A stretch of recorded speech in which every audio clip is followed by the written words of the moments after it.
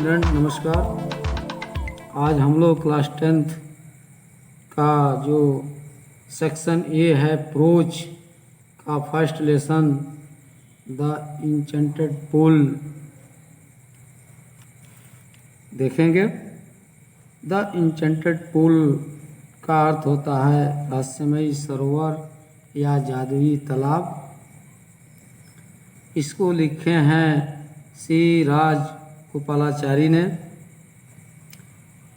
हम ऑथर के बारे में चर्चा नहीं करेंगे, सीधे लेसन पर आते हैं। अबाउट द लेसन हल्की फुल्की चर्चा कर लें।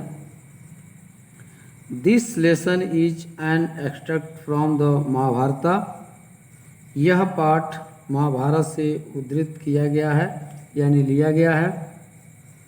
It reflects the character of Yudhishthira the Dharmaraj.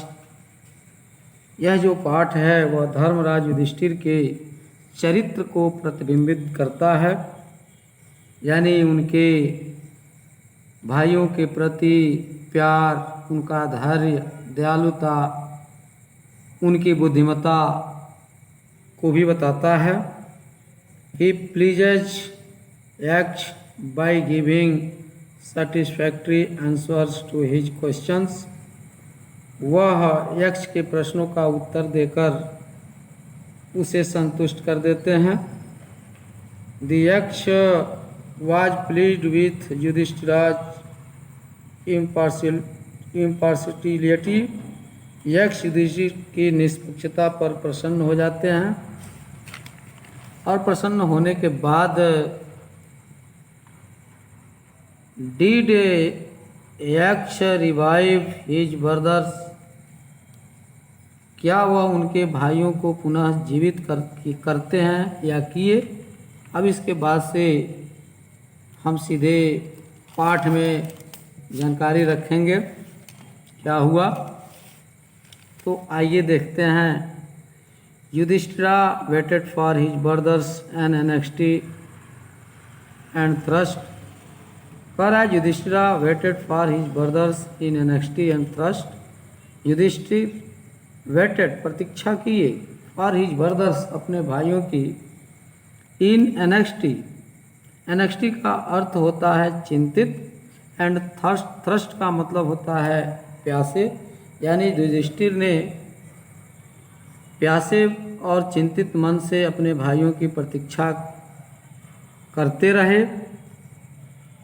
Can they have been subjected to a curse, or are they still wandering about in the forest in search of water।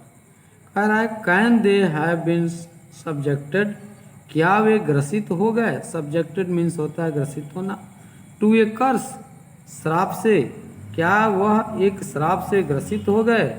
और या are they still, are they still का मतलब क्या वे अब भी, steel का मतलब अब भी, वांडरिंग भटक रहे हैं या घूम रहे हैं। अबाउट इन द फॉरेस्ट जंगल में, इन सर्च ऑफ वाटर पानी की खोज में, क्या वे अब भी पानी की खोज में भटक रहे हैं या किसी श्राप के कारण ग्रसित हो गए।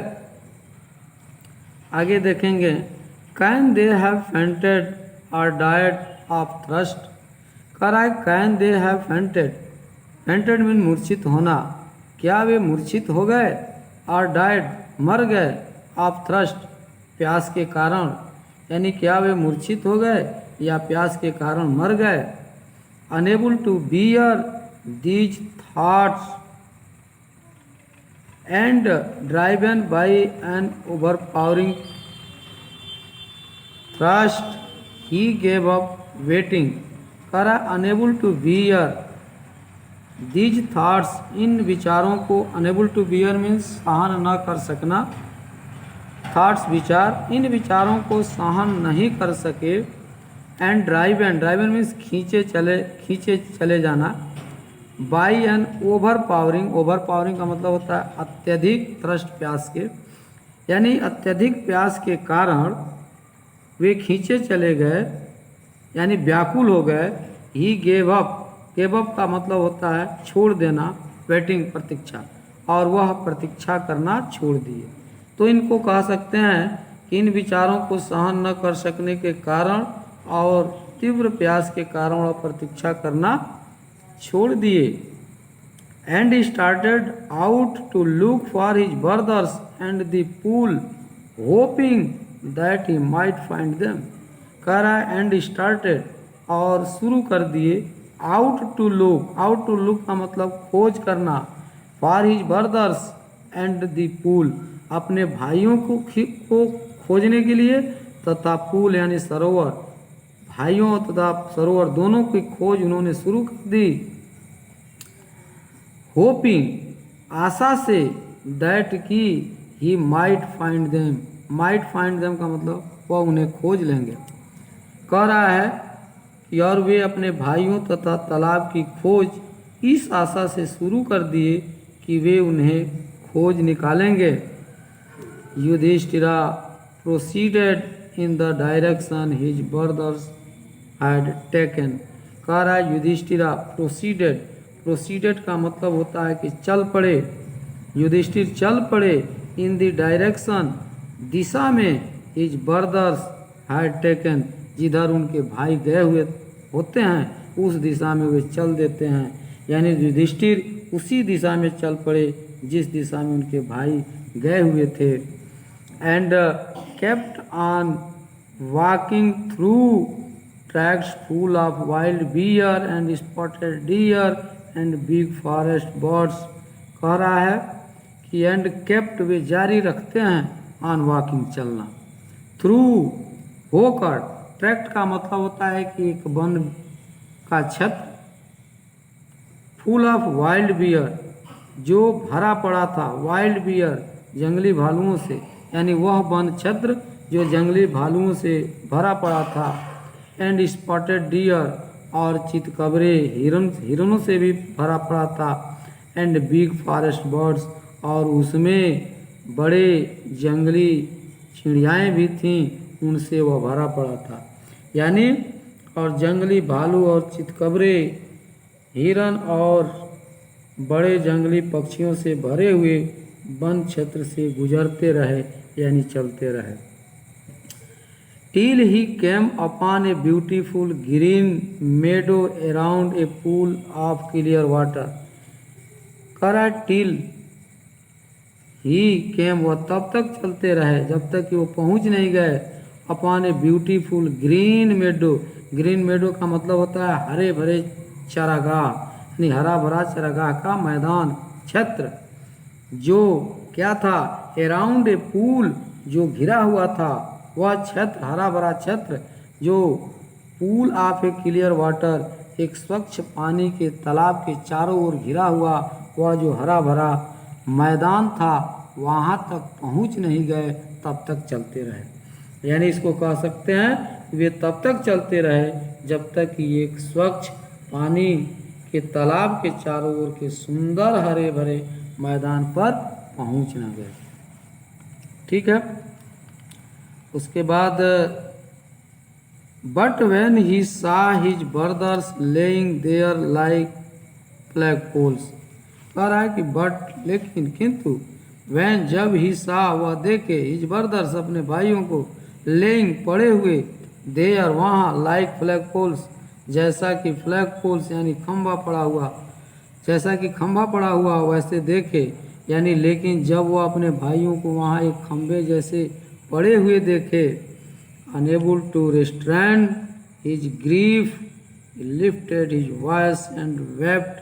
कह रहा है अनेबल, सहन नहीं कर पाना, यानी तब दुख को सहन न कर सके। ग्रीफ मीन्स दुख होता है, ठीक।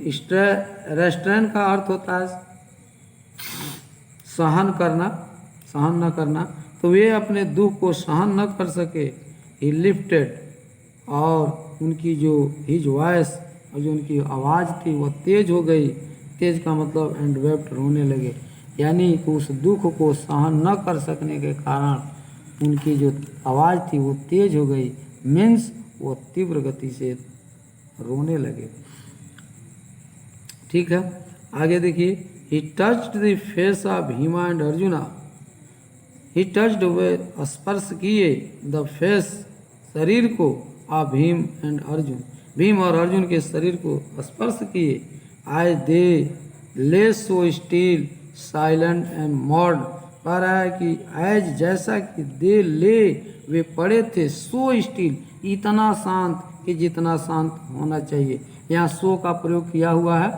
सो का प्रयोग हम करते हैं जैसे वह इतना कमज़ोर है कि जितना होना चाहिए, तो उसके लिए लिख सकते हैं ही इज़ सो वीक, यानी वह इतना कमज़ोर है कि जितना होना चाहिए। तो यहाँ यह लिख सकते हैं कि वह इतना बुद्धिमान है जितना होना चाहिए। ही इज़ सो इंटेलिजेंट, तो सो का मतलब कि इतना कि जितना, ठीक। तो कह रहा है कि एज देश ले सो स्टील, वह इतना शांत पड़े हुए थे, ऐसे पड़े हुए थे, साइलेंट शांत, एंड मौन, मौन का मतलब होता है निश्चल, वे निश्चल और शांत इस तरह से पड़े हुए थे, लेटे हुए थे जैसे कि उनको लेटे होने चाहिए, यानी मरे पड़े हुए थे, ठीक है। वे निश्चल शांत और दुखी लेटे हुए थे। Was this to be the end of all our woes, और वो क्या सोच रहे हैं, was this to be the end, क्या एंड होना था, समाप्त होना था, ऑफ ऑल आवर वोज, हमारी सारी प्रतिज्ञाओं, हमारी सारी प्रतिज्ञाओं का क्या यही अंत होना था, यानी क्या हमारी सारी प्रतिज्ञाएं, यानी सभी प्रतिज्ञाओं का यही अंत होना था, ये सोच रहे हैं। Just when our exile is about to end, और सोच रहे हैं जस्ट तुरंत, व्हेन जब, आवर एक्जिल, एक्जिल का मतलब होता है वनवास, क्या हमारा उस समय हमारी सारी प्रतिज्ञाएं समाप्त होने वाली थी, जब हमारा वनवास एंड यानी समाप्त के कगार पर था, यानी जबकि हमारा वनवास लगभग समाप्त होने के कगार पर था, तभी हमारी सारी प्रतिज्ञाएं खत्म होने वाली थी। यहाँ सारी प्रतिज्ञाएं खत्म होने का मतलब कि जब उनके सारे भाई, चारों भाई मरे पड़े हुए थे, तो वे सोच रहे हैं कि मैं अकेले क्या करूँगा। You have been taken away, कह रहा है कि you have been taken away, taken away means छोड़कर चले जाना, कि तुम लोग भी छोड़कर चले गए। तुम लोग का मतलब अपने चारों भाइयों के लिए कह रहे हैं कि वे लोग भी छोड़ के चले गए। Even the gods have forsaken me in my misfortune, यहाँ कह रहा है कि forsaken का मतलब कि साथ छोड़ देना, और मिसफॉर्च्यून का मतलब होता है संकट। मेरे संकट में भी देवताओं ने क्या कर दिया, साथ छोड़ दिया, यानी संकट के समय, मेरे संकट के समय देवता गण भी मेरा साथ छोड़ दिए। इसका अर्थ होगा कि मेरे संकट के समय देवताओं ने भी साथ छोड़ दिया। As he looked at their mighty limbs, जैसे ही लुक्ड वह देखे, एट देयर माइटली लिम्स उनके मजबूत यानी शक्तिशाली अंगों को, नाउ सो हेल्पलेस जो अब क्या हैं, इतने असहाय हैं, जो कभी किसी की सहायता करते थे, सहायता के लिए खड़े हो जाते थे, आज वे अंग एकदम असहाय पड़े हुए हैं। He sadly wondered who could have been powerful enough to kill them, कह रहा है कि ही सैडली, वह दुखी पूर्वक होकर, और वॉन्डर्ड मीन्स होता है आश्चर्यचकित, और दुखी पूर्वक होकर सोच रहे हैं who could have been powerful enough, enough का मतलब पर्याप्त, पावरफुल मीन्स शक्तिशाली, कौन इतना शक्तिशाली है, कौन इतना पर्याप्त शक्तिशाली है, मजबूत है, टू किल देम कि इन्हें मार दिया है। तो वह दुखी पूर्वक आश्चर्यचकित हुए कि कौन इतना शक्तिशाली है जो इन्हें मारा है। आगे देखेंगे। Then he too descended into pool drawn to the water by an overpowering thrust, पर then तब he too descended, descended means नीचे उतरे, into pool सरोवर में यानी तालाब में, यानी इन सारी चीज़ों को देखने के बाद भी उनको इतनी तीव्र गति की प्यास लगी थी कि पहले वो अपना प्यास बुझाना चाहते थे, बाद में उनके भाइयों को जो मारा था उससे वो निपटते। तो पहले उन्होंने सोचा कि पहले प्यास बुझा ली जाए। तो वही कह रहा है कि then he too descended into pool, उस सरोवर में नीचे उतरते हैं, drawn to the water by an overpowering thirst. ये क्यों उतरते हैं? तो कह रहा है कि ड्रॉन माने खींचे चले गए, ये वाटर पानी की तरफ, बाय एन ओवरपावरिंग थ्रस्ट, अत्यधिक प्यास की वजह से। तो इसे कह सकते हैं कि तब वे अत्यधिक प्यास के कारण तालाब में खींचे चले गए, यानी उतरे। At once the voice without warn, at once कह रहा है कि तुरंत, द वॉइस विदाउट फॉर्म, बिना शरीर का, यानी शरीर रहित आवाज ने, ध्वनि ने वार्न, चेतावनी दी। कह रहा है कि परंतु यानी तुरंत शरीर रहित स्वर ने चेतावनी दी। Your brothers died because they did not heed my words, और वो विदाउट जो फॉर्म का है, विदाउट यानी जो बॉडीलेस वॉइस है, वो बोलता है कि योर ब्रदर्स डाइड, तुम्हारे भाई मारे गए, बिकॉज या मर गए, बिकॉज क्योंकि they did not heed my words. Heed means ध्यान न देना, ध्यान देना, और नॉट लगाया तो ध्यान न देना, माई वर्ड्स, मेरे शब्दों। यानी कह रहा है कि तुम्हारे भाइयों ने मेरे शब्दों पर ध्यान नहीं दिया, इसलिए वे मारे गए। यानी तुम्हारे भाई मर गए क्योंकि वे मेरे शब्दों पर ध्यान नहीं दिए। They try to drink water without answering my question. कह रहा है कि दे ट्राइड, वे कोशिश किए, टू ड्रिंक वाटर, पानी पीना, विदाउट आंसरिंग, बिना मेरे, विदाउट आंसरिंग माई क्वेश्चन, मेरे प्रश्नों के उत्तर दिए बिना उन्होंने पानी पीने की कोशिश की। यानी वे मेरे प्रश्नों के उत्तर दिए बिना ही पानी पीने का प्रयत्न किए। डू नॉट फॉलो देम, कह रहा है do not follow them, follow means अनुसरण करना, उनका अनुसरण तुम मत करना, तुम उनका अनुसरण मत करना। Answer my question first and then you can quench your thirst. कह रहा है आंसर माई क्वेश्चन, मेरे प्रश्नों का उत्तर देकर, फर्स्ट मैंने पहले मेरे प्रश्नों का उत्तर दो, एंड देन और तब, you can quench, quench means प्यास का बुझाना होता है, योर थ्रस्ट, तुम अपने प्यास को बुझा सकते हो। यानी पहले मेरे प्रश्नों का उत्तर दो, तब अपनी प्यास बुझा सकते हो।